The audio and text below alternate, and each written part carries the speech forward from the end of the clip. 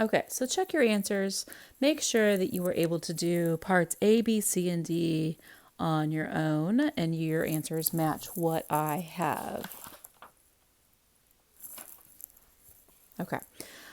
We are still in the chapter 4 notes packet, but now we are moving on to page 4, which is the start of section 4.2. All right, 4.2 is going to discuss one-to-one functions and inverse functions. Okay. A function is one-to-one if two different inputs corresponds to two different outputs. So what does that mean? Well, that means that if x1 and x2 are different, let's say, they're not equal to each other, then it's impossible to get the same answer or the output value. So if x1 and x2 are different, then their outputs also have to be different. If you ever put in different values for the input variable and you get the same answer for each of those, then your function's not one-to-one. So a really quick example to show you this is by looking at this parabola that you see here graphed. The parabola, upside down parabola, shows you that, for example, if you substitute in the value 2 for whatever the x coordinate is, right? You're going to get this location on your graph.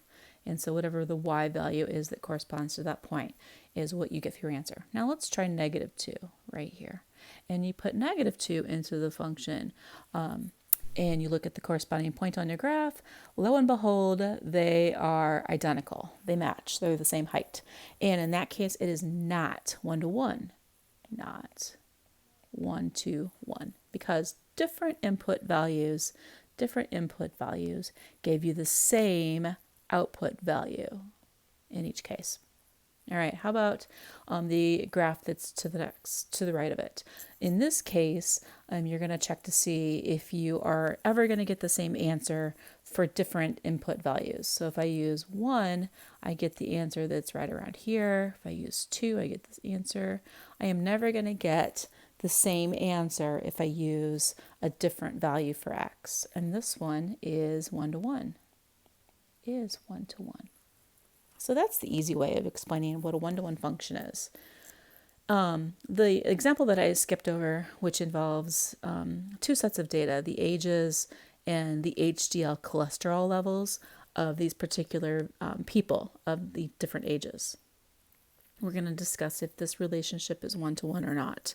In other words, if I give you two different input values, this first column would be your input values, and this other column would be your output values, your answers. If I give you two different input values, 65 and a 61-year-old individual, is it possible to get the same output value? And yes, because they both had the same HDL cholesterol level, therefore this relationship is not one-to-one.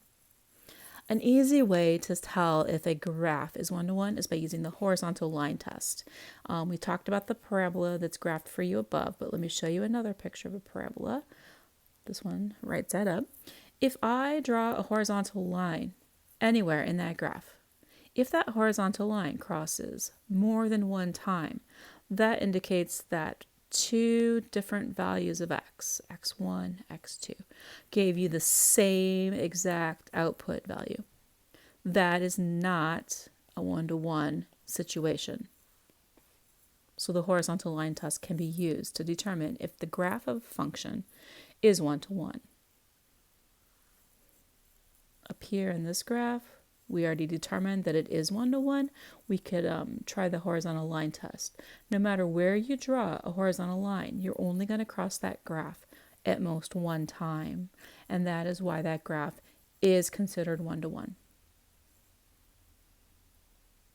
Okay, the next theorem is obvious if you understand that graph we just discussed.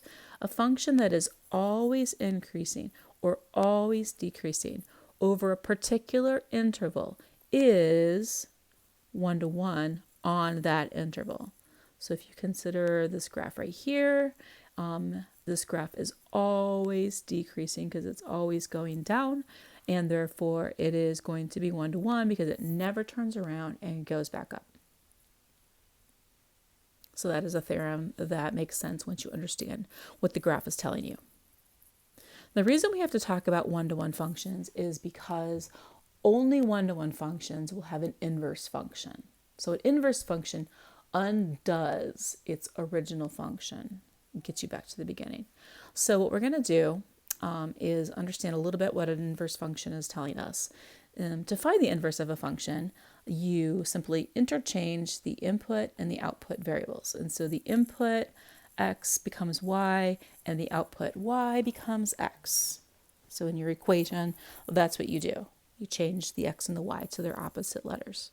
The domain of an original function becomes the range of the inverse function, and the range of the original function becomes the domain of the inverse function. They change places as well.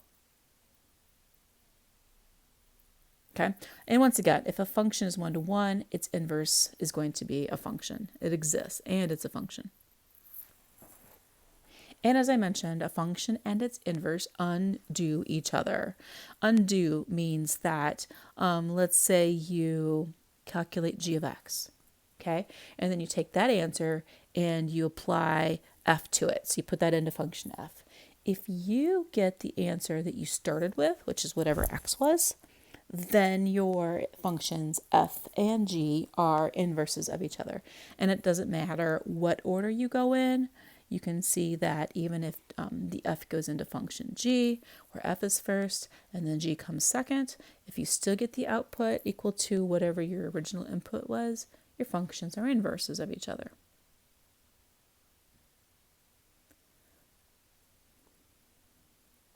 We are going to look at what that means in terms of their graphs, okay? So a function f compared to its inverse function, f inverse. By the way, the notation for the inverse is this exponent-looking notation of -1.